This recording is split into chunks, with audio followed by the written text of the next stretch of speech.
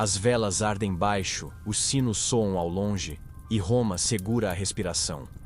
Ele nasceu na sombra de um trono que nunca poderia tocar. Filho de um homem que jurou ao mundo que jamais teria filhos. Um segredo embalado em seda e silêncio, escondido entre corredores onde a fé pesa mais do que o ferro. Se você ouvir de perto, ainda dá para sentir o sussurro das paredes. Não é vento. É culpa antiga procurando o dono. Hoje, vamos abrir a porta que nunca deveria ranger. Sem escândalo barato, mas com a frieza de quem já viu a história mentir mais de uma vez. Vamos atravessar becos de boatos, cartas queimadas e juramentos quebrados, com um sorriso torto no rosto. Porque ironia também é ferramenta do historiador. Se ajeite, apague a luz, deixe o coração bater no ritmo dos passos no mármore. Esta é a história do filho bastardo do Papa. Um nome que não apareceu no livro, mas que assinou páginas inteiras com tinta invisível. Antes de começarmos, já deixa seu inscrever-se aí, porque vem uma sequência longa e deliciosa de segredos. Dá o like para ajudar a espalhar essa história que a poeira tentou enterrar. E me conta de onde você está ouvindo. Roma, Recife, Madrid, algum quarto escuro às 3 da manhã? Quero ver até onde esse sussurro chega. A revelação proibida. Ele não morreu em batalha, nem foi envenenado à mesa como tantos nobres. Foi encontrado trancado em um quarto do Vaticano, sufocado pelo próprio silêncio. Um homem que não deveria existir, e cuja vida inteira foi uma contradição. Ser filho de quem não podia ter filhos. Nenhum epitáfio, nenhuma oração oficial. Apenas rumores espalhados como cinzas ao vento, apontando para o mesmo segredo. Ele carregava no sangue a heresia mais explosiva de Roma. Voltemos ao início. Imagine Roma como uma série da Netflix com roteiro escrito pelo próprio diabo. Intrigas, amantes escondidas e padres que juravam pureza de dia e quebravam votos de noite. No meio dessa novela, nasce uma criança. Não em um berço dourado, mas num quarto abafado, escondido das janelas, como se a própria lua não tivesse direito de vê-lo. O detalhe: seu pai assinava como Santo Padre. Irônico, não? O Vaticano era um palco cheio de cortinas pesadas. Atrás delas, sussurros que fariam qualquer fiel perder o sono. E esse bebê foi a peça que ninguém ousava colocar em cena. Criado entre babás pagas em segredo e monges pagos para calar, sua vida era um eterno "não diga a ninguém". Como se fosse um bug no sistema, uma linha de código que não devia estar ali. Enquanto os coros cantavam no altar, uma mãe escondia o choro no travesseiro. Ela sabia. Seu filho era metade bênção, metade maldição.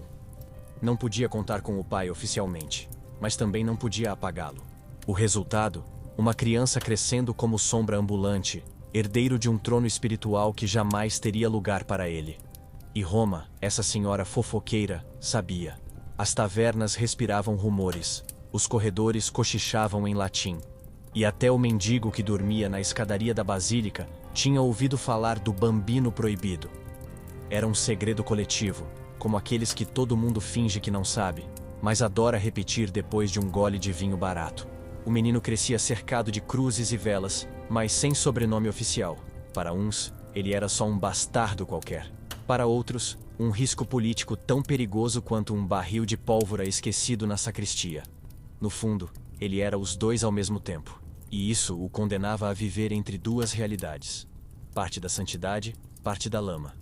E você deve estar pensando, mas ninguém tentou calar esse escândalo? Claro que sim.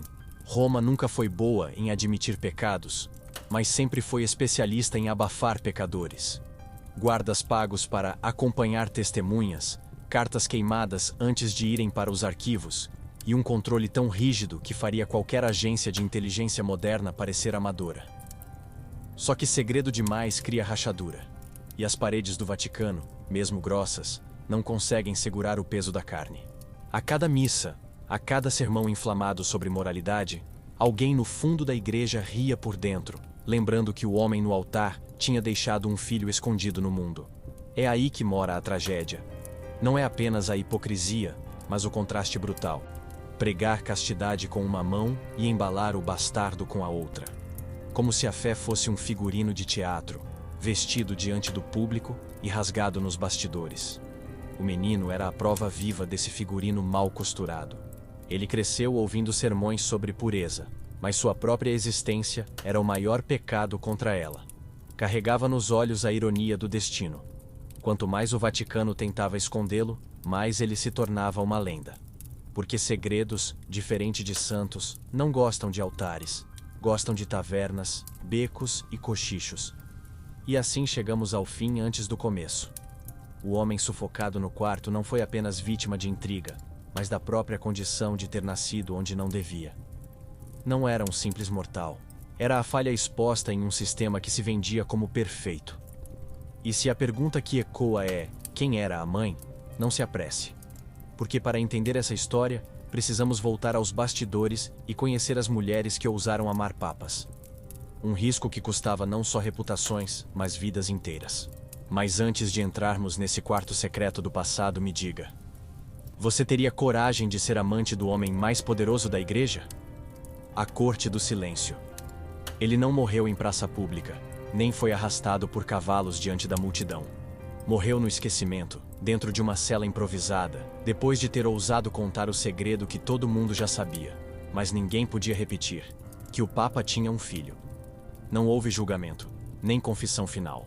Apenas silêncio, pesado, sufocante, como se a própria igreja tivesse inventado uma prisão feita de vozes caladas.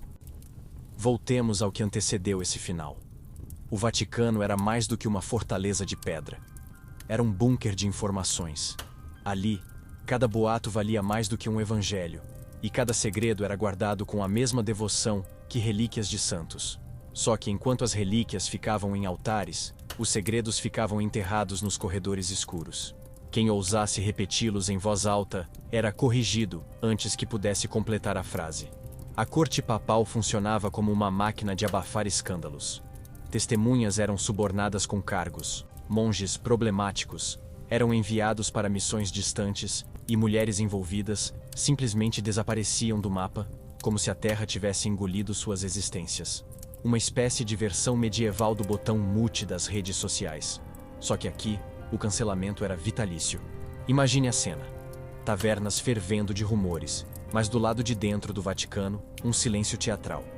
Era como se todos estivessem atuando numa peça de teatro em que a primeira regra era não olhar para o elefante no altar. As pessoas sabiam, mas sorriam. Sabiam, mas rezavam. Sabiam, mas calavam. Porque falar era convite para a morte. E o menino, o filho bastardo, crescia nesse teatro mudo. Sabia que sua existência era um risco, mas ainda não tinha noção do tamanho da farsa.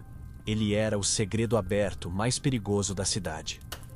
Como quando alguém te pede para não contar que terminou o namoro, mas posta indireta melancólica no Instagram. Todo mundo entende, mas finge que não sabe. Esse silêncio organizado era tão eficiente que atravessava fronteiras. Reis e príncipes sabiam do escândalo, mas fingiam ignorância para manter alianças políticas. Ninguém queria bater de frente com Roma. Era melhor rir discretamente nas cortes europeias do que arriscar um conflito aberto. A hipocrisia era exportada como mercadoria de luxo. No meio disso, a mãe do menino pagava o preço. Ela era o fantasma mais bem guardado da história, presente na vida dele, mas ausente dos registros. As crônicas a reduziam a um boato, um vulto sem nome. Porque dar nome a ela seria dar forma ao pecado. E pecado com nome próprio assusta mais que lenda. Os cardeais, por sua vez, jogavam esse segredo como carta de baralho. Usavam-no em disputas internas, como quem segura uma bomba e decide quando soltar. Uns queriam proteger o Papa, outros queriam derrubá-lo. Mas todos, sem exceção, sabiam da existência do filho. E todos sabiam que o silêncio valia mais do que ouro. No fim, a Corte do Silêncio não era feita apenas de muros grossos e ameaças veladas. Era feita de cumplicidade. Cada bispo, cada monge, cada funcionário do Vaticano que fingia não ver, era um tijolo nesse muro invisível. O bastardo era a rachadura que ameaçava derrubar tudo, mas a máquina do silêncio sempre encontrava cimento novo. Só que silêncio nunca é eterno. Ele se acumula como poeira, e uma hora alguém espirra. O segredo, guardado com tanta devoção, começou a escapar pelas frestas das cartas, dos poemas satíricos, dos murmúrios nas tabernas. E quando os segredos escapam, eles ganham vida própria, como um sussurro que se transforma em grito. E é aí que a história começa a escorregar pelas mãos da própria igreja. Porque não importa quão grande seja a muralha. Uma vez que o povo começa a rir, não há guarda suíço que consiga calar o eco. E se você acha que o filho bastardo já era motivo suficiente para Roma perder o sono, espere até descobrir quem eram as mulheres por trás desses homens de batina. Não eram santas, mas também não eram meras amantes. Eram jogadoras de um tabuleiro mortal. O pecado de carne e osso. Ele não foi morto por espada, nem caiu envenenado em um banquete. Foi destruído lentamente pela própria memória coletiva. A de ser lembrado não pelo nome, mas pela origem. Era o filho que carregava no rosto a prova do pecado. Não importava o que conquistasse, sempre haveria um dedo apontado, uma risada abafada, um sussurro nas esquinas de Roma dizendo: ele é a carne que não devia ter existido. Agora vamos rebobinar. O que significava, afinal, ser fruto da paixão de um papa? A igreja pregava a abstinência, mas nos bastidores, muitos papas tinham amantes, concubinas, até filhos reconhecidos em segredo. A hipocrisia não era exceção, era regra. Como um influenciador fitness que prega dieta limpa, mas à noite devora fast food escondido no carro. Essas amantes não eram histórias de amor puro, mas arranjos perigosos. Mulheres atraídas pelo poder, pelo prestígio ou simplesmente arrastadas por circunstâncias que não escolheram. Eram como peças descartáveis num jogo de xadrez, sempre vigiadas, sempre à beira de desaparecer. Mas ainda assim, eram de carne e osso, com desejos, medos e a ousadia de enfrentar o impossível. Roma sabia de tudo. Era impossível esconder por muito tempo. Criadas iam e vinham, vizinhos cochichavam, e logo os becos da cidade estavam cheios de boatos picantes. Cada novo rumor virava combustível para sátiras populares, padres caricaturados em paredes, piadas sussurradas entre taças de vinho, versos maliciosos escondidos em canções. E enquanto a multidão ria, dentro do Vaticano se reforçava o silêncio. Porque admitir o óbvio seria implodir a autoridade. O bastardo não era só uma criança. Era um lembrete encarnado de que até o homem de Deus tinha coxas fracas e noites de desejo. E nada ameaça mais um império do que um lembrete inconveniente. O menino cresceu com essa marca invisível. Não precisava que dissessem nada. Os olhares bastavam. Onde passava, as pessoas não viam apenas uma criança. Viam a metáfora viva da contradição. Ele era como um meme medieval.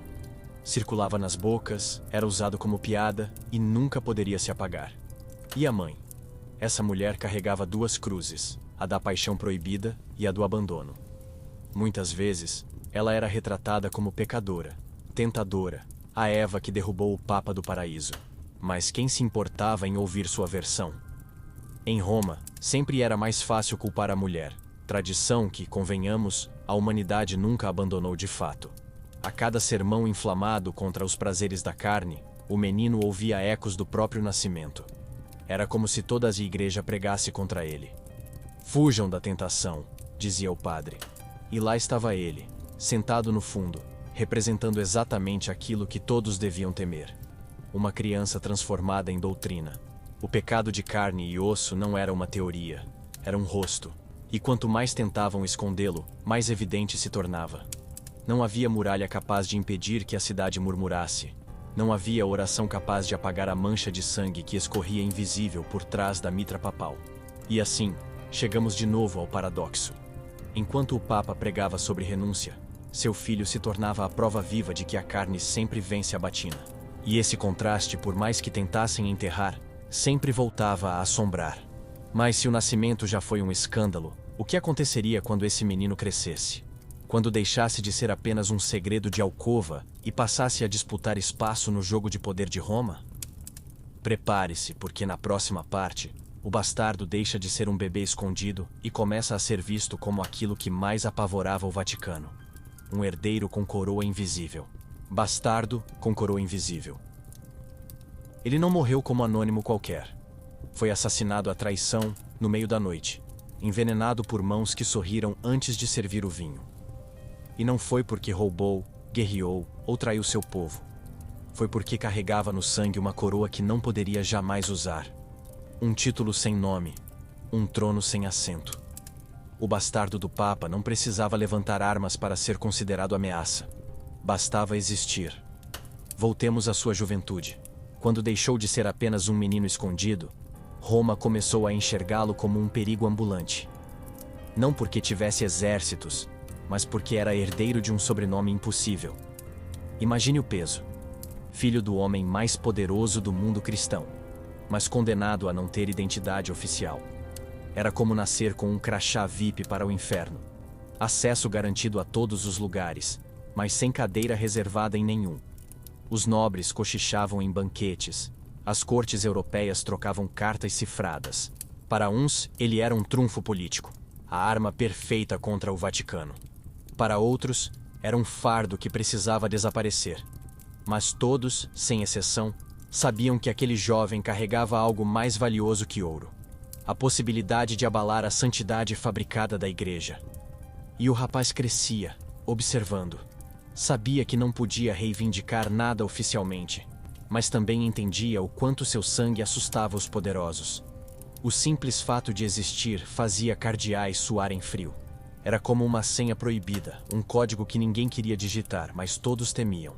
No fundo, ele era uma coroa invisível. Não reinava, mas tinha a aura de quem poderia. Não comandava, mas atraía olhares como um imã. As pessoas se aproximavam com fascínio e medo, como se ele fosse um eclipse raro. Belo de observar, perigoso de encarar por muito tempo. Roma nunca foi gentil com quem carregava símbolos demais. O jovem descobriu cedo que cada sorriso escondia uma lâmina, e cada abraço era também uma tentativa de medir a fraqueza em suas costas. Sua vida virou uma peça política, com papéis definidos. Para uns, herdeiro do pecado. Para outros, troféu para ser manipulado. E é aqui que a ironia brilha. Enquanto seu pai pregava sobre humildade, jejum e renúncia, o filho do bastardo aprendia a se mover como príncipe. Não por luxo, mas por sobrevivência. Porque em Roma, quem não joga o jogo vira peça descartada. E ele sabia que era melhor ser visto como ameaça do que como vítima. As intrigas se acumulavam. Nobres ofereciam proteção em troca de fidelidade. Inimigos do Vaticano viam nele a chance de criar caos. Era como se sua vida fosse um tabuleiro de xadrez, mas ele não passava de um peão com cara de rei. E isso incomodava mais do que qualquer exército à porta de Roma. No entanto, quanto mais crescia sua fama, mais pesada ficava a sombra da igreja. Ser filho do Papa não era um título, era uma sentença. Não havia lugar para ele dentro dos muros do Vaticano, mas também não havia fuga do estigma lá fora. Um prisioneiro sem celas, um rei sem trono. No fim, a coroa invisível que ele carregava era mais perigosa do que ouro ou espadas, porque não havia como arrancá-la sem arrancar também sua cabeça. E Roma, com sua habilidade cirúrgica em lidar com ameaças, sabia exatamente quando faria isso. Mas antes que chegasse a hora do silêncio, ainda havia o palco da cidade. E Roma, como uma velha fofoqueira, nunca deixou escapar a chance de transformar segredos em espetáculo. Quer saber como a cidade eterna reagia a esse bastardo coroado de sombras? Então seguimos para Roma, a cidade do escândalo. Roma, a cidade do escândalo. Ele não caiu em silêncio, nem sumiu discretamente como tantos bastardos anônimos. Foi morto aos gritos, apunhalado numa rua escura de Roma, enquanto bêbados e curiosos se aglomeravam em volta. Não foi um assassinato de corte, elegante e silencioso. Foi um espetáculo sangrento, com cheiro de vinho barato e risadas nervosas, porque em Roma, até a tragédia virava entretenimento. Agora, volte comigo ao cenário da época. Roma não era apenas a sede da fé. Era também o maior teatro a céu aberto da Europa. Ruas estreitas, becos cheios de sombras, tavernas fumegantes, onde se falava mais sobre amantes de padres do que sobre o Evangelho.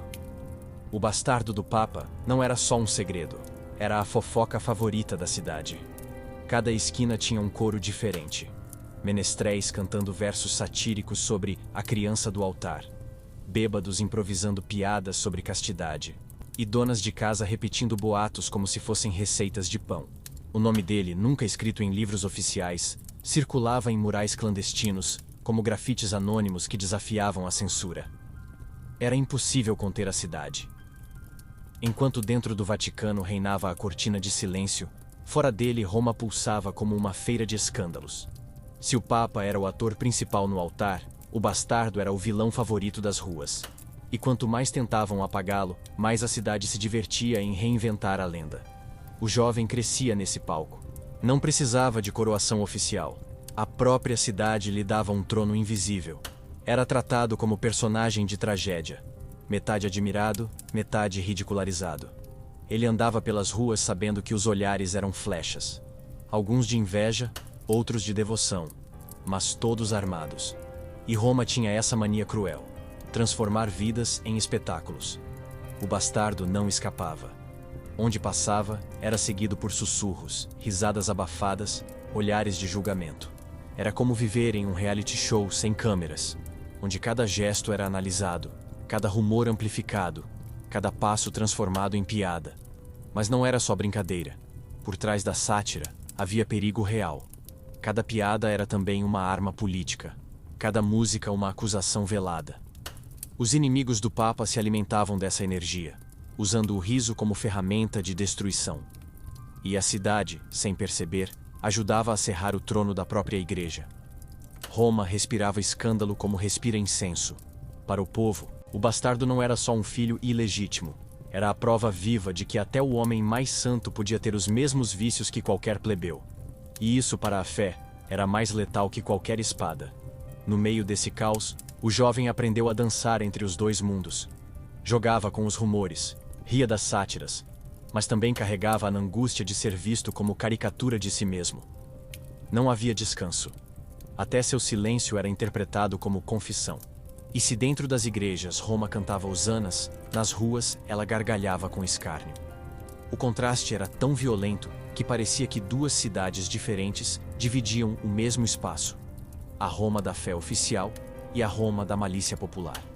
E ele, o bastardo, era o elo incômodo entre as duas. Foi nesse cenário de espetáculo e intriga que a criança proibida se tornou adulto. Um homem moldado pelo sarcasmo das ruas e pela sombra dos altares.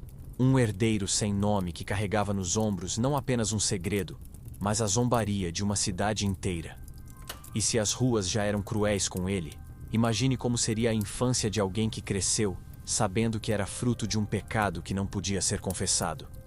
É hora de abrir essa porta. Vamos entrar na vida oculta do menino escondido. O menino escondido. Ele não morreu lutando em guerras, nem caiu enforcado como tantos hereges. Morreu sozinho, trancado em uma casa sem brasão, como se nunca tivesse existido. Nenhum padre rezou por ele, nenhuma lápide carregou seu nome.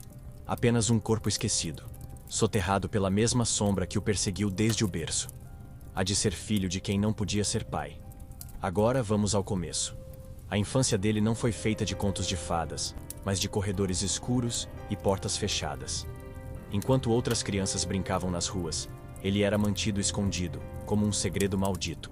Não podia correr em praças, não podia ouvir seu sobrenome em voz alta.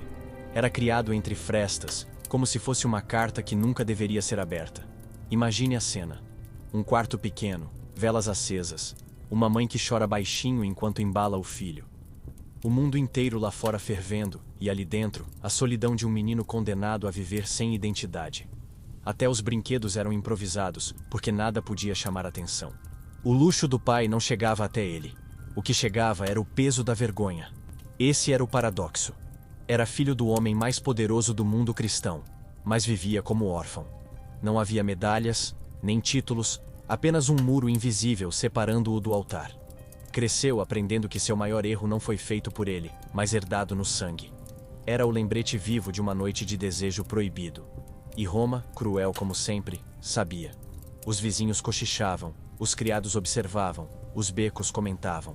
A cada ano, os rumores cresciam mais rápido que o menino. E não havia como escapar. Quanto mais a igreja tentava silenciá-lo, mais sua infância se transformava em peça clandestina da cidade. Ele aprendeu cedo a caminhar devagar, a não olhar demais, a falar pouco. Era treinado na arte de não existir, como se fosse um fantasma que respirava, condenado a passar despercebido para sobreviver. A própria infância era um ensaio para a vida adulta. Sobreviver na sombra, enquanto todos riam da luz que não podia tocar. E, no entanto, ele observava. do quarto pequeno, via a cidade pulsando. Escutava os sinos, os pregadores, os risos das crianças livres. E, em silêncio, guardava a pergunta que o corroía. Por que eu não posso? Por que o mundo é festa lá fora, mas para mim só resta o silêncio cá dentro? Esse silêncio, aliás, era sua primeira prisão. Uma prisão sem grades, feita de regras e proibições. Não podia dizer quem era o pai. Não podia dizer quem era ele mesmo. Cada resposta era uma ameaça. Cada palavra, um risco. Sua vida inteira foi moldada na linguagem do não. Mas até mesmo as sombras criam monstros. Quanto mais ele era obrigado a se esconder, mais crescia dentro dele uma chama. Uma raiva muda, uma inquietação que o acompanharia até o fim. Porque nenhum homem esquece que foi tratado como erro desde o primeiro choro. E é assim que o menino escondido se transforma em um jovem dividido entre dois mundos. Parte sombra, parte fogo. Parte silêncio, parte grito. E Roma, sem perceber, estava criando não apenas um bastardo, mas uma ameaça para o próprio coração da igreja. E se essa infância já parecia cruel, imagine o peso que veio depois. Carregar o sobrenome mais poderoso e ao mesmo tempo mais proibido do planeta. Na próxima parte, vamos ver como esse fardo se tornou a sua verdadeira cruz. O peso do sobrenome. O peso do sobrenome. Ele não morreu por doença, nem pela lâmina de um inimigo estrangeiro. Morreu soterrado pelo próprio nome que nunca pôde carregar em público. O que matou não foi veneno nem espada, mas a ironia de ser filho de um homem cujo título era mais pesado que qualquer coroa. Não havia túmulo com brasão. Não havia herança escrita. Apenas o vazio de uma identidade proibida, como se o mundo tivesse decidido que ele jamais poderia existir oficialmente. Voltemos ao início dessa cruz que nunca foi escolhida. Crescer sem sobrenome em Roma já era duro, mas crescer com o sobrenome mais poderoso do mundo e ao mesmo tempo não poder usá-lo era tortura psicológica. Imagine ter o bilhete dourado para entrar em qualquer palácio, mas ser obrigado a escondê-lo no bolso para não ser queimado vivo. O menino era um fantasma que carregava um brasão invisível. E esse brasão, silencioso, pesava como uma corrente. Quando entrava em igrejas, sabia que o altar era também dele, mas nunca seria.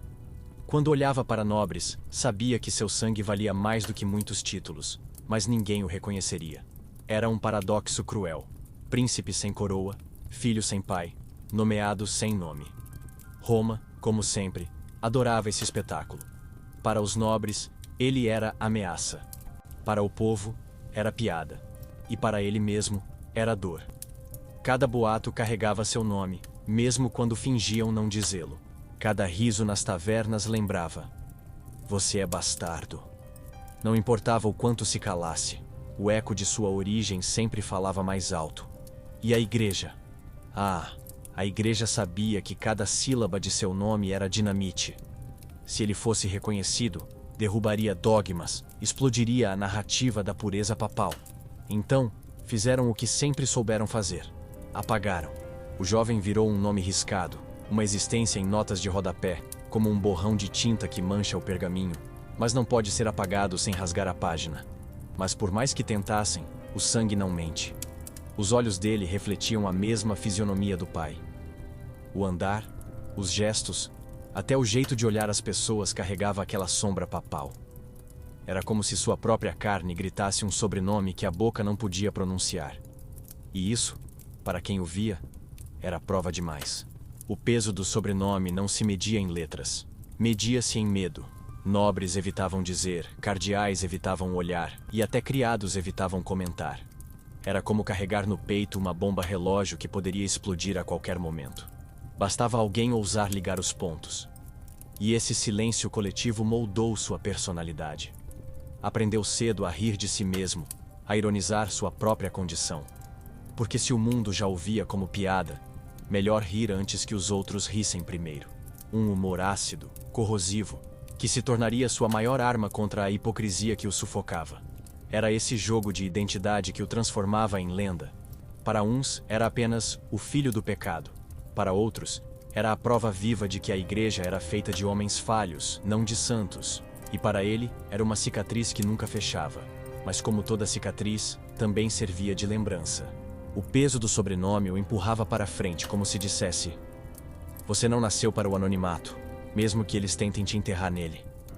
E foi essa chama que o fez desafiar sua sina, mesmo sabendo que o preço seria caro. Só que, antes de falar da rebeldia, é preciso falar das mulheres que dividiram esse fardo. As amantes esquecidas dos papas. Sem elas, não haveria bastardo, não haveria pecado, não haveria história. As mães esquecidas. Ela não morreu com honras, nem teve procissão piedosa rezando por sua alma. Morreu sozinha, apagada dos registros, enterrada sem nome, como se fosse perigoso demais admitir que existiu. Foi amante de um papa, mãe de um filho proibido, e sua sentença foi desaparecer da história. Não por falta de importância, mas justamente porque sua existência revelava o pecado que o Vaticano não podia carregar. Voltemos ao princípio. As mulheres que ousaram cruzar os muros invisíveis do poder e dividir lençóis com homens de batina não eram todas iguais. Algumas foram arrastadas por circunstâncias, outras se encantaram pelo brilho dourado do poder, e outras, simplesmente, foram vítimas do desejo de quem se vendia como santo. Mas todas, sem exceção, pagaram com a própria vida social. Roma, cruel como sempre, não perdoava. Bastava o rumor. É amante de um cardeal. E pronto. Era como se a mulher tivesse tatuado a palavra pecadora na testa. O povo ria, os vizinhos apontavam, e a própria igreja se encarregava de torná-la invisível. Nenhum registro oficial, nenhum retrato, nenhuma linha em crônicas respeitáveis. Apenas boatos e sussurros nas tavernas. Essas mães esquecidas carregavam uma contradição. Por um lado, eram essenciais. Sem elas, não haveria bastardo. Por outro, eram descartáveis. Uma vez que cumpriam o papel de pecado secreto, eram jogadas fora como louça quebrada. É como os aplicativos modernos, úteis enquanto servem, esquecidos com um toque na tela. E imagine a dor. Gerar um filho em silêncio, sabendo que nunca seria reconhecido. Criar uma criança que carregava um sobrenome proibido, sem poder gritar ao mundo: ele é meu. Era um amor mutilado, cercado de medo. Cada olhar para o bebê era também um lembrete de que aquele pequeno corpo poderia custar sua vida. Mas, apesar da invisibilidade oficial, elas deixaram marcas. As cartas cifradas, os boatos preservados em poemas satíricos, os relatos escondidos em diários. Pequenas fagulhas que o tempo não conseguiu apagar. Porque mesmo que a igreja queimasse seus nomes, a memória popular sempre arrumava um jeito de sussurrar a verdade. E havia algo ainda mais cruel. Eram sempre culpadas. O Papa? Ah, este seguia intocado, protegido pelo manto da santidade. A amante? Esta era retratada como tentadora, como a serpente que arrastou o homem de Deus ao pecado. Não importava se foi amor, abuso ou política. A versão oficial sempre pintava a mulher como vilã. Essas mães esquecidas eram como fantasmas da história. Caminhavam sem deixar rastros, mas eram fundamentais para explicar o enredo. Sem elas, não existiria o filho bastardo que assombraria Roma. E cada uma delas carrega, ainda que sem nome, a pergunta que ecoa até hoje. Quem protegeu essas mulheres? A resposta é simples: ninguém. O bastardo cresceu com essa ausência tatuada. Sabia que a mãe não seria lembrada, que sua existência era um fardo duplo. Para ela, vergonha. Para ele, condenação. E esse vazio, essa orfandade de reconhecimento, moldou sua revolta silenciosa contra a hipocrisia dos altares. Mas não foram apenas as mães que pagaram caro. Havia um outro grupo que lucrava com o segredo. Os cardeais e nobres que transformaram o filho bastardo em moeda de troca. E é para dentro dessas intrigas venenosas que vamos agora. Preparado para descobrir como o bastardo virou a carta mais perigosa no baralho do Vaticano? Intrigas de bastidores. Ele não morreu em batalha honrosa, nem em um duelo ao nascer do sol. Foi envenenado durante um banquete privado, sorrindo sem saber que o cálice oferecido já trazia sua sentença. Não foi vítima de inimigos distantes, mas de homens vestidos de batina, cardeais que o temiam tanto quanto precisavam dele. Morreu como morrem as peças mais perigosas de um tabuleiro, eliminadas em silêncio, para que o jogo continue sem testemunhas. Mas vamos rebobinar. O Vaticano nunca foi apenas templo de fé. Era também cassino político, onde cada segredo valia mais que um tesouro. e o bastardo do Papa, coitado, era a maior ficha da mesa. Uns queriam usá-lo como trunfo contra o pontífice. Outros o viam como bomba relógio pronta para explodir se fosse reconhecido. Resultado? Sua vida virou aposta constante, e cada cardeal tinha uma estratégia diferente para manipulá-lo. Imagine a cena. Corredores cheios de sussurros, cartas cifradas circulando entre nobres, reuniões à meia-noite regadas a vinho e veneno. Todos discutindo não sobre teologia, mas sobre o destino de um jovem que nunca pediu para nascer. O Vaticano parecia menos uma casa de Deus e mais um episódio sombrio de Game of Thrones, só que com crucifixos no lugar de espadas. Os cardeais sabiam que a simples menção à existência do bastardo poderia ruir a imagem da igreja. Então, alguns defendiam que ele fosse silenciado de vez. Outros, mais maquiavélicos, queriam mantê-lo vivo, guardado como carta na manga. Uma chantagem perfeita contra o Papa. Era como segurar dinamite no bolso e decidir se acende o pavio agora ou mais tarde. E claro, a política externa entrava no jogo. Reis e príncipes sabiam do segredo e adoravam cutucar Roma com isso. Alguns até ofereciam proteção ao jovem, mas sempre com segundas intenções. Ninguém fazia caridade. Todo gesto era investimento. E no meio desse leilão de poder, o bastardo era tratado como mercadoria rara. Para ele, a vida era uma eterna encenação. A cada rosto sorridente, escondia-se uma lâmina. A cada promessa de proteção, havia um veneno esperando na taça. Era cercado de conselheiros, mas não tinha amigos. Cercado de nobres, mas sem aliados. Era o homem mais sozinho de Roma, e o mais perigoso. A hipocrisia era tão grande que chega a ser cômica. Cardeais pregavam sobre pureza no púlpito e, na mesma noite, conspiravam sobre como usar o bastardo como moeda. Era como ouvir palestra de coach falando sobre trabalhe por paixão e descobrir que ele cobra 10 mil por um PDF reciclado. A fachada sempre brilhante, o bastidor sempre podre. E o jovem sabia, não era ingênuo. Aprendeu a rir dos jogos que tentavam impor. Desenvolveu uma ironia ácida, arma de sobrevivência contra as manipulações. Enquanto eles tentavam usá-lo, ele também aprendia a usá-los. Era como dançar sobre lâminas. Cada passo errado poderia matá-lo, mas recuar também não era opção. Roma inteira parecia respirar esse clima de conspiração. Nas tavernas, as histórias circulavam em forma de sátira. Nos corredores, circulavam como ameaças. O bastardo era o elo incômodo que todos queriam controlar, mas ninguém conseguia apagar. Quanto mais tentavam escondê-lo, mais forte ficava sua presença nas sombras. E foi assim que ele cresceu, como uma peça central em um tabuleiro que não escolheu. Um jogo em que ele era ao mesmo tempo rei e refém, trunfo e ameaça, filho e inimigo. No fundo, Roma não queria saber se ele viveria ou morreria. Queria apenas que fosse útil até o último suspiro. Mas se na política ele era tratado como ficha, na vida pessoal ele ainda tentava ser apenas um jovem. E essa adolescência, vivida entre cruzes e sombras, moldaria o homem que ousaria desafiar a própria igreja. Na próxima parte, vamos entrar nessa fase frágil e perigosa, quando ele deixa de ser apenas segredo e começa a se tornar rebelde, crescendo na sombra da cruz. Ele não morreu como santo, nem foi canonizado em altar dourado. Morreu amaldiçoado, acusado de blasfêmia, com a cruz virada contra si. Aquele que deveria carregar o símbolo da fé como guia, terminou esmagado pelo peso dela. Sua morte foi um espetáculo de ironia. Filho de Papa, condenado pela própria igreja que o criou. Mas para entender esse fim, precisamos voltar à adolescência. Crescer em Roma já era viver cercado de tentações, mas para ele, cada esquina era um lembrete de sua condição.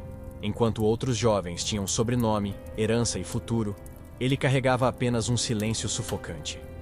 Vivia no entrelugar, metade do Vaticano, metade da rua, nunca aceito em nenhum dos dois. A cada missa, sua raiva aumentava.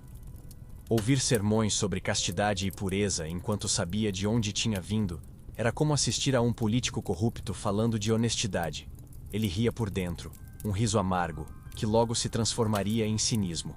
Crescia com a convicção de que o mundo adulto era um palco de hipocrisia, e que ele, sem querer, era o personagem central dessa peça. Os olhares eram cruéis. Uns o tratavam como um milagre vivo, outros como maldição ambulante. Na escola, aprendia mais sobre boatos do que sobre livros. Seus colegas cochichavam, repetindo piadas que vinham das tavernas. O menino do pecado, o anjo sem asas, o filho da batina caída. A infância já havia sido prisão, mas a adolescência se tornava campo de batalha. E, no entanto, era nesse caos que ele descobria sua arma: a inteligência afiada. Enquanto tentavam humilhá-lo, ele devolvia com frases cortantes, sempre rindo da desgraça que os outros apontavam. Era como se tivesse transformado a dor em veneno, e cada resposta ácida era sua forma de sobreviver. Ele começou a atrair seguidores. Jovens cansados da rigidez da igreja viam nele não apenas um bastardo, mas um rebelde nato. Aquele que ousava rir do altar sem ser fulminado por relâmpagos.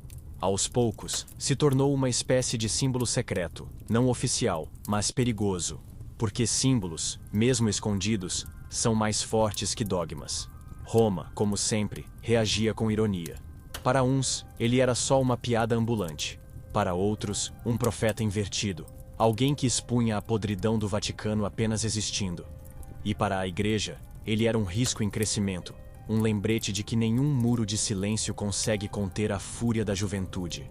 E foi assim, crescendo entre cruzes e sombras, que o bastardo começou a perceber que não seria apenas uma peça no tabuleiro, que podia virar jogador, que podia, talvez, virar inimigo. Cada risada escondida, cada piada proibida, cada sermão contraditório era um empurrão rumo ao inevitável: a rebeldia. Mas antes da rebeldia, veio a descoberta mais amarga: o escudo da hipocrisia. A constatação de que todos, absolutamente todos, usavam a fé como máscara. E que atrás das batinas havia homens de carne, osso e desejo. E é nesse ponto que a história mergulha ainda mais fundo, quando o filho proibido começa a revelar a farsa que sustentava o império espiritual. O escudo da hipocrisia. Ele não morreu em silêncio resignado, nem em paz com Deus. Morreu rindo, cuspindo sangue e sarcasmo na cara de seus algozes. Vocês pregam pureza, mas vivem de podridão. Dizem que foram suas últimas palavras antes da lâmina atravessar seu peito. Um fim teatral, digno de alguém que passou a vida inteira expondo a hipocrisia com a simples audácia de existir. Mas voltemos ao enredo que construiu esse desfecho. O bastardo cresceu cercado pelo teatro da fé. De manhã, padres pregavam castidade em altares lotados. À noite, esses mesmos padres se esgueiravam pelas ruas de Roma em busca de corpos e prazeres. Era como viver em uma sitcom macabra, o sermão como episódio oficial, e os becos da cidade como cena pós-créditos. Ele percebeu cedo que a batina não era escudo contra tentações, mas disfarce para escondê-las, e aprendeu a rir disso. Usava a ironia como espada, sarcasmo como escudo. Quando o chamavam de filho do pecado, respondia com um sorriso torto: então pelo menos eu sei quem me fez, e você? Suas frases se espalhavam rápido, porque nada viaja mais depressa em Roma do que a boa piada. Esse humor ácido virou sua marca registrada. O transformou em lenda urbana. O povo, que já se deliciava com rumores, agora tinha frases prontas para zombar da igreja. Cada piada dele era como uma flecha invisível, atingindo não apenas os padres, mas a própria estrutura que sustentava o poder papal. E a igreja, claro, odiava isso. Não havia pecado mais perigoso que o riso, porque espada se enfrenta com espada, mas sarcasmo mina reputações sem deixar sangue no chão. O bastardo era um lembrete incômodo de que os santos de batina eram, na prática, homens falhos. E expor isso em voz alta era quase heresia armada. Ele se tornava cada vez mais ousado. Andava por Roma como quem não devia nada, distribuindo provocações como se fossem bênçãos invertidas. O povo ria, os nobres estremeciam, os cardeais bufavam. E quanto mais tentavam calá-lo, mais ele falava. Era como tentar apagar incêndio com vinho. Só aumentava as chamas. O escudo da hipocrisia estava em toda parte. Cada padre pregando contra a luxúria era visto como potencial frequentador de alcovas. Cada monge que falava em pobreza era suspeito de ter moedas escondidas sob o hábito. O bastardo não precisava inventar nada. Bastava repetir, em tom de ironia, o que todos já sabiam. E isso o aproximava perigosamente do limite. Porque a igreja tolerava muitos pecados, mas não tolerava ser ridicularizada. O riso público era uma sentença de morte velada. Era só questão de tempo até que alguém decidisse calar a boca que falava alto demais. Mas antes da queda, veio a rebelião. Cansado de ser sombra, ele decidiu enfrentar diretamente o altar que o rejeitou. A história deixava de ser apenas rumor e se transformava em confronto. E é aí que a chama acesa na juventude vira incêndio. O filho proibido contra a própria igreja. O filho contra a igreja. Ele não morreu como fiel arrependido, nem pediu perdão no último suspiro. Morreu como inimigo declarado, levantando a voz contra o altar que o havia rejeitado desde o berço. Foi acusado de blasfêmia, julgado em segredo e condenado sem direito à defesa. Aquele que deveria ser protegido pela cruz foi esmagado por ela. Sua morte não foi apenas castigo, foi vingança institucional. Mas voltemos ao início da rebeldia. O bastardo já não era mais menino escondido nem piada de taverna. Tornara-se um homem, e pior para a igreja, um homem com língua afiada e rancor acumulado. Decidiu transformar em guerra aquilo que antes era sarcasmo. Não bastava rir da hipocrisia, era hora de expô-la como arma. Ele começou a circular entre grupos de críticos da igreja, intelectuais que escreviam panfletos clandestinos, nobres descontentes com os impostos papais. Era o rosto perfeito para liderar uma revolta. Não apenas opositor, mas prova viva da corrupção no coração do Vaticano. Como lutar contra alguém cuja existência era o próprio escândalo? E Roma, faminta por drama, adorou o espetáculo. O bastardo era visto como herói popular por uns e como demônio encarnado por outros. Suas palavras inflamavam tavernas. Seus discursos secretos corriam em cópias apressadas. Cada frase era uma faísca jogada sobre o barril de pólvora da fé. Ele não tinha exército, mas tinha o que muitos papas temiam: carisma. E carisma é mais perigoso que 1000 lanças. Ao falar, ele transformava sua dor em bandeira.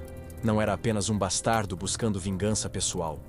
Era símbolo de resistência contra uma instituição que já não convencia como antes. A igreja, claro, reagiu. Primeiro com silêncio, depois com ameaças e finalmente com perseguição aberta.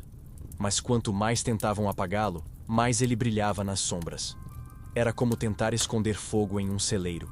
Impossível não incendiar tudo. Ele começou a atacar a hipocrisia de frente. Chamava padres de atores, cardeais de mercadores da fé, e o Papa, seu próprio pai, de rei nu. Dizia que o altar não era mais santo, mas palco de teatro barato. Suas palavras eram punhais lançados na missa. E esse embate não era só pessoal, era político. Nobres inimigos do Vaticano o apoiavam, vendo nele a chance de desestabilizar o poder papal. E o bastardo, consciente ou não, virou peça central de uma guerra maior que ele mesmo. Era a primeira vez que a igreja via nascer, de dentro de suas próprias entranhas, um opositor com sangue papal. E isso a apavorava. Porque se até o filho do Papa se voltava contra Roma, que moral restava para pregar obediência ao povo? Mas o bastardo não era ingênuo. Sabia que o confronto direto teria preço. E mesmo assim, avançou. Porque no fundo, já não buscava sobreviver. Buscava vingança. E vingança, em Roma, sempre termina em sangue. E foi nesse momento de ruptura que a história tomou o rumo fatal. O filho proibido se colocava entre a cruz e a espada. Um homem dividido, prestes a descobrir que todo rebelde acaba, cedo ou tarde, cercado de inimigos. E é nesse fio de navalha que entra a próxima parte. O dilema entre obedecer ou ser apagado. Entre a cruz e a espada. Ele não morreu com dignidade real, nem com a honra de um guerreiro.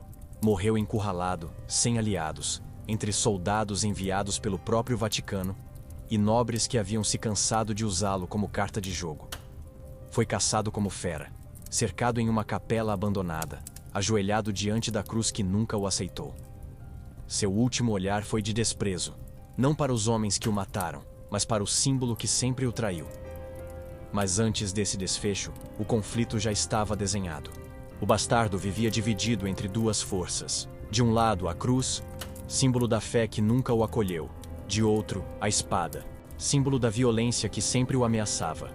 Sua vida era um dilema vivo, Ou obedecia a um silêncio sufocante, ou enfrentava a morte como rebelde. A cada passo, a escolha se repetia. Ir à missa era suportar olhares de julgamento. Ir à taverna era enfrentar provocações e piadas. Ficar calado era ser cúmplice. Falar alto era assinar a própria sentença. Viver para ele era um eterno jogo de equilíbrio sobre fio de navalha. E Roma sabia. O povo observava como plateia de teatro, torcendo ora por tragédia, ora por redenção. Alguns viam nele um herói injustiçado, outros apenas um tolo tentando desafiar gigantes. Mas todos, sem exceção, entendiam que sua existência era um espetáculo sangrento prestes a ter ato final. Os nobres jogavam seu jogo sujo. Ora o apoiavam, oferecendo proteção, ora o traíam, vendendo informações ao Vaticano. Era como ser peça de xadrez movida por várias mãos ao mesmo tempo. Um peão vestido como rei, mas que podia ser sacrificado a qualquer momento sem remorso. E a igreja? A igreja afinava suas armas. Não apenas sermões inflamados, mas tropas silenciosas, espiões, venenos escondidos em taças. O bastardo já não era só um rumor inconveniente. Era um inimigo declarado. E contra inimigos, Roma nunca foi piedosa. Ele, no entanto, não recuava. Usava sua língua como espada, suas frases como flechas. Pregava contra a hipocrisia, desafiava cardeais, expunha pecados escondidos. Era um suicídio lento, mas também uma catarse. Porque cada palavra era mais do que ataque. Era vingança contra uma vida inteira de silêncio. E quanto mais ousava, mais estreito ficava o caminho. Estava preso em um labirinto sem saída. Se obedecesse, morreria sufocado pela invisibilidade. Se lutasse, morreria pela lâmina. Escolheu o segundo, porque no fundo, sabia que morrer lutando era menos amargo do que viver escondido. Essa escolha o transformou em lenda. Para uns, mártir do sarcasmo. Para outros, apenas um bastardo insolente. Mas o fato é que ninguém conseguia ignorar sua presença. Ele era o espinho na carne da igreja. A piada que ninguém conseguia engolir sem engasgar. E como em toda tragédia, a decisão final já estava escrita. Não importa qual caminho seguisse, o fim seria a morte. A cruz e a espada estavam de mãos dadas, esperando apenas o momento certo para fechar o cerco. Mas antes desse cerco mortal, Roma ainda teve seu banquete favorito, os escândalos públicos. Porque, como sempre, a cidade eterna sabia transformar até o pecado em espetáculo. Escândalos públicos. Ele não morreu em segredo, nem desapareceu como sombra apagada. Morreu diante da multidão, arrastado pelas ruas de Roma, cuspido, apedrejado e exibido como se fosse um monstro de feira. Não precisaram escrever sua culpa em pergaminho. Bastou gritar aos quatro ventos, filho do Papa, para que o povo o condenasse. Seu corpo, deixado pendurado na praça, virou prova viva de que até a desgraça pode ser transformada em espetáculo. Agora vamos rebobinar. Antes da morte teatral, o bastardo já era assunto público. Não importava o quanto tentassem calá-lo, seus passos eram seguidos por olhares, suas frases repetidas em tavernas. Roma, sempre sedenta por drama, fez dele personagem favorito. A cada novo boato, surgia uma versão mais exagerada, mais maliciosa, mais deliciosa para os curiosos. As ruas cantavam sátiras. Menestréis compunham versos sobre o anjo caído do Vaticano. Murais anônimos mostravam padres abraçados a mulheres, sempre com uma criança desenhada ao fundo. Ninguém precisava dizer de quem se tratava. Era a Idade Média, mas parecia o Twitter. Todo mundo opinava, todo mundo zombava, ninguém tinha provas. O jovem, por mais que tentasse se esconder, era cada vez mais atraído para o centro do palco. Quando falava alto contra a igreja, virava herói clandestino. Quando apenas caminhava em silêncio, era visto como ameaça. O povo projetava nele tanto a raiva contra os padres, quanto o fascínio por escândalos proibidos. E a igreja, claro, sabia manipular o espetáculo. Pregadores inflamados transformavam seu nome em sermão. Vejam o fruto do pecado, gritavam, apontando-o como exemplo vivo do que acontece quando se abandona a pureza. Era a estratégia perfeita, expor o bastardo para reforçar a moral, mesmo sabendo que toda a moral estava podre. Mas havia algo irônico nesse circo. Quanto mais o condenavam, mais famoso ele ficava. Seu rosto virava símbolo, sua história corria pelas cortes, sua existência virava conversa até em países distantes. Era como cancelar alguém hoje em rede nacional. Você destrói, mas também eterniza. Para ele, cada escândalo público era faca de dois gumes. De um lado, o risco de morte, de outro, a chance de se tornar lenda. E no fundo, era isso que o mantinha vivo. A certeza de que, mesmo se fosse apagado, já havia marcado seu nome nas bocas que não sabiam calar. Roma, com seu gosto mórbido, transformou sua vida em novela. Não havia mais como separá-lo do mito. Era bastardo, era rebelde, era o erro que todos amavam repetir. E isso, mais do que qualquer espada, foi o que o condenou. Porque a pior sentença que alguém pode receber não é ser odiado, é ser transformado em piada eterna. E o filho do Papa já não era homem. Era sátira, era farsa, era espetáculo. Mas se o escândalo já bastava para corroer sua vida, imagine o peso que viria quando boatos de que ele poderia um dia ocupar o trono papal começaram a circular.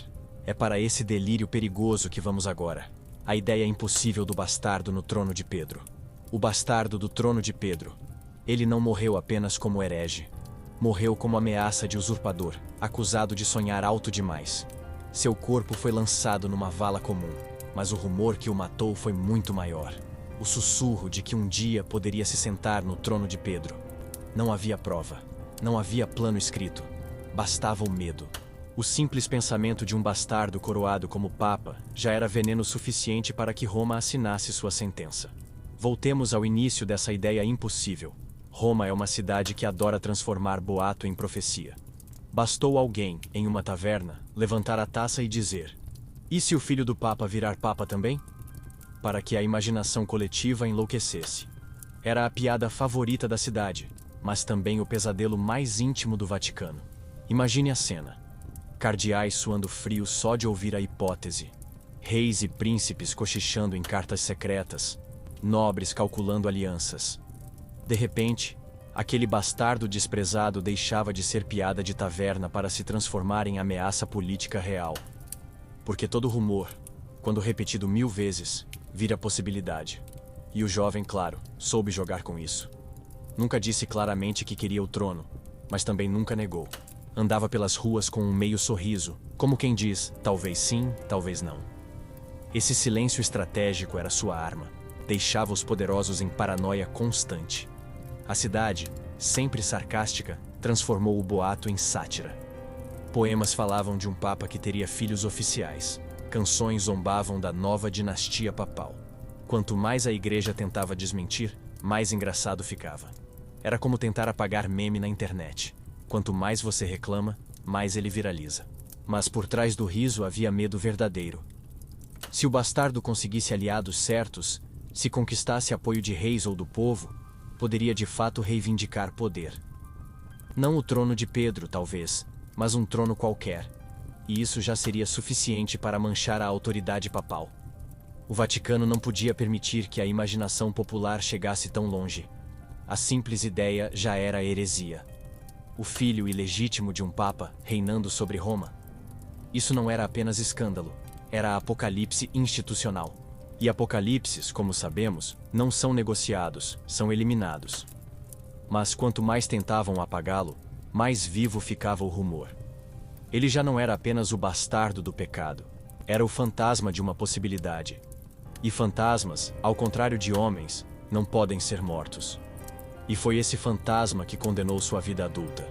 Ser para sempre a sombra do trono que nunca poderia ocupar. Um quase rei, um quase papa, um quase homem. Viver condenado pela ideia do que poderia ser e morrer esmagado pelo medo do que jamais seria.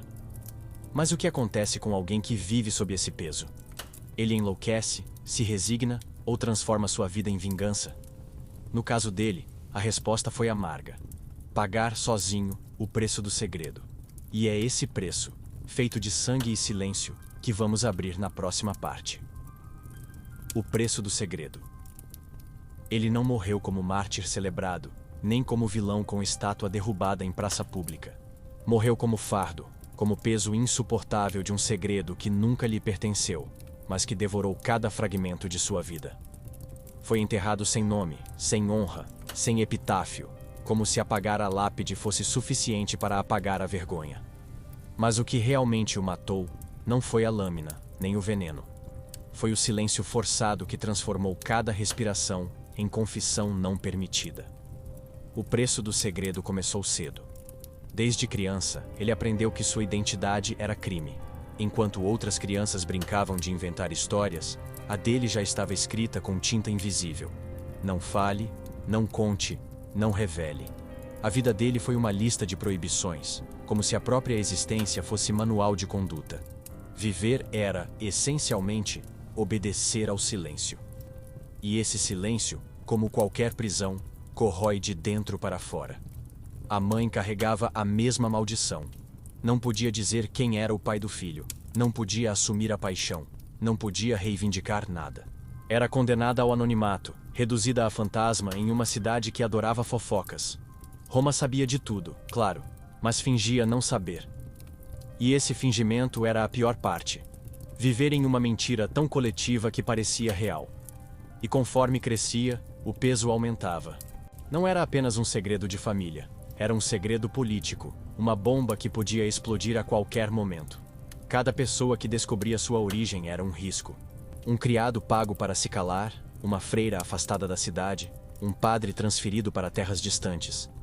Todos os que tocavam a verdade eram engolidos pela máquina do silêncio. Mas não havia como escapar. Ele mesmo era a prova viva, caminhando pelas ruas. Cada traço no rosto lembrava o pai. Cada gesto repetia a herança do sangue. Não importava o quanto dissessem que era boato. Os olhos do povo viam antes que a boca negasse. E assim, o segredo se tornava insuportável, porque não estava só nas palavras proibidas, estava nele. Aos poucos, a dor virou raiva, e a raiva virou cicatriz. Ser reduzido a uma vida clandestina, como se fosse vergonha ambulante, moldou nele uma revolta silenciosa. Não era apenas contra o pai que o rejeitou, mas contra toda a estrutura que transformava sua vida em pecado público. Era como carregar uma placa pendurada no pescoço.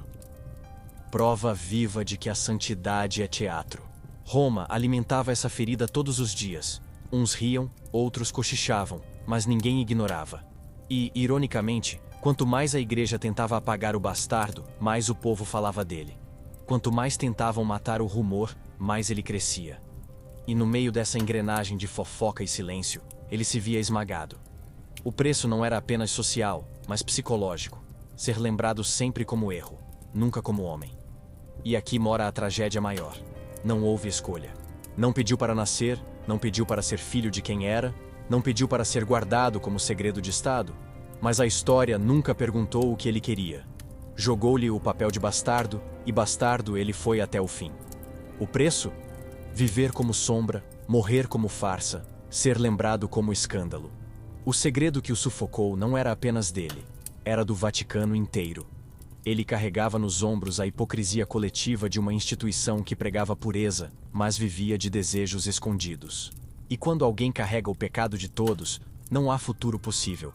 Só restam dois caminhos: enlouquecer em silêncio ou ser silenciado pelos outros.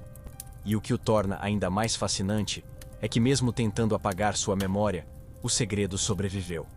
A igreja conseguiu matar o homem, mas não matou a lenda. Porque lendas, diferente de nomes, não precisam de registros. Bastam murmúrios. E murmúrios são eternos. Mas antes de sua vida virar apenas eco e rumor, a igreja ainda precisou garantir que cada vestígio fosse apagado, que cada linha escrita fosse queimada, que cada memória fosse triturada. Foi assim que nasceu a próxima etapa da história, a tentativa desesperada de eliminar o bastardo da própria história oficial. A tentativa de apagar a história. Ele não morreu apenas uma vez. Morreu duas. A primeira, quando seu corpo caiu sob o peso das intrigas. A segunda, quando decidiram apagar até o seu nome dos registros. Foi assassinado pela lâmina, mas também pela pena dos escribas. E talvez essa segunda morte tenha sido a mais cruel, porque não apagava apenas sua vida, apagava sua existência. Quem o matava não era só o inimigo com espada em punho, mas o silêncio armado da própria história. Voltemos ao ritual dessa limpeza. O Vaticano sabia que sangue derramado ainda deixa rastros, mas papel queimado, não. Então começaram a operar como cirurgiões de memória. Arquivos secretos revisados, cartas confiscadas, crônicas censuradas. O bastardo virou borrão em páginas arrancadas. Onde deveria haver uma linha com seu nome, restava apenas o vazio de um espaço em branco. Era como se o mundo inteiro tivesse combinado um pacto. Fingir que ele nunca respirou. Roma, porém, nunca esqueceu. Porque se a tinta pode ser apagada, a boca do povo não pode. Nas tavernas, ele seguia vivo. Nos becos, sua história continuava. Nas canções maliciosas, seu rosto ainda surgia. É aí que mora a ironia. Quanto mais tentavam matar sua lembrança, mais ela se multiplicava. Era o efeito Streisand medieval. Quanto mais você nega, mais todo mundo quer saber. A máquina da igreja trabalhava sem descanso. Pintores proibidos de retratá-lo. Poetas ameaçados de exílio. Qualquer sinal de sua figura era tratado como heresia. Mas o problema era que ele não era apenas uma figura. Era um símbolo. E símbolos não precisam de imagem para sobreviver. Um símbolo pode viver até mesmo no silêncio. E se a igreja queria matá-lo 2 vezes, o povo queria ressuscitá-lo 1000.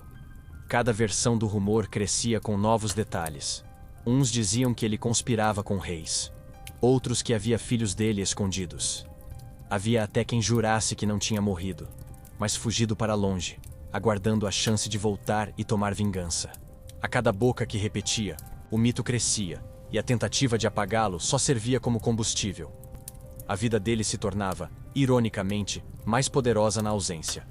Era o fantasma que rondava Roma, o nome proibido que dava mais medo do que se estivesse vivo.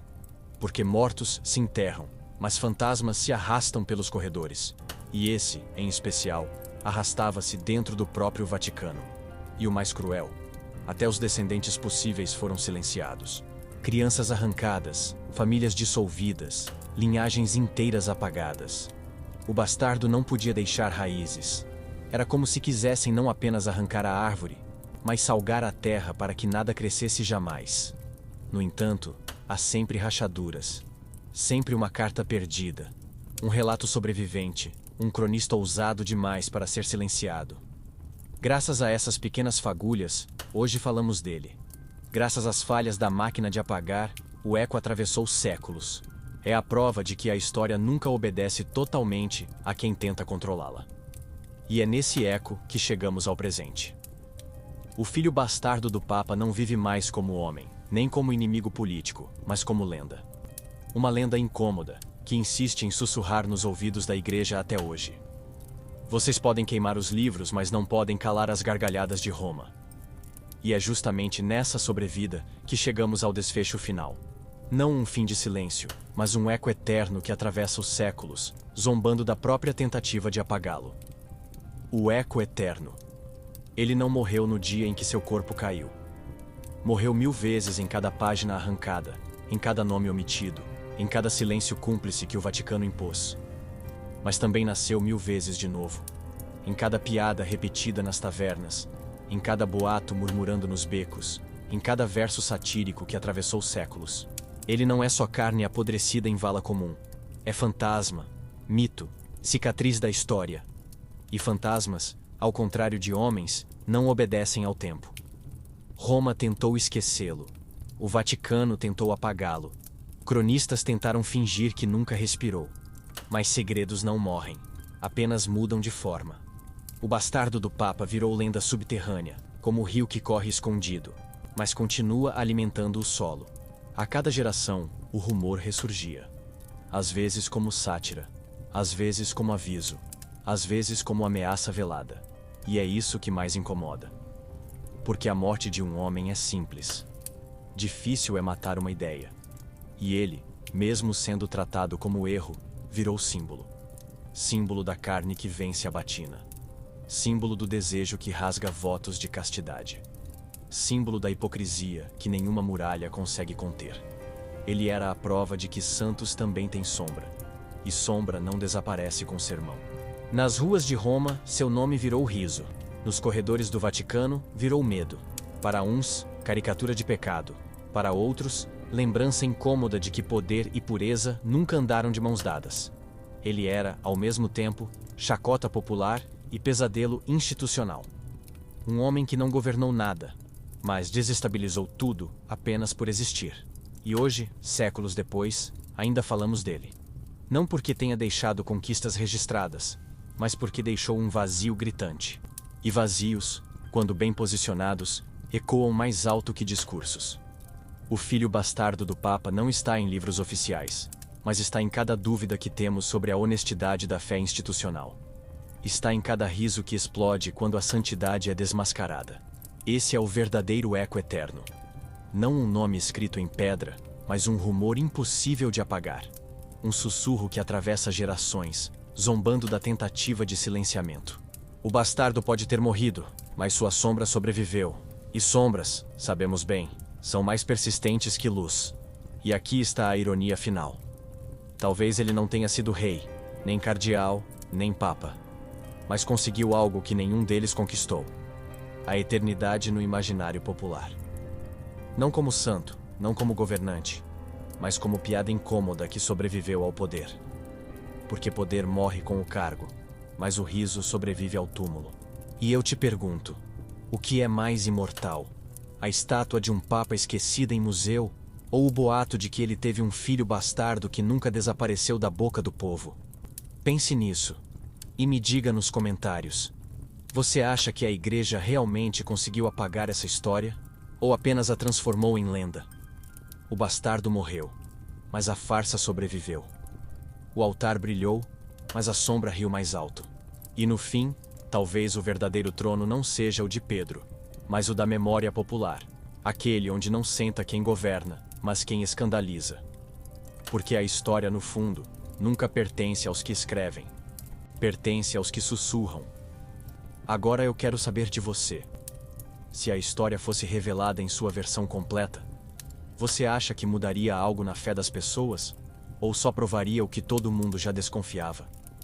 Deixe sua opinião nos comentários.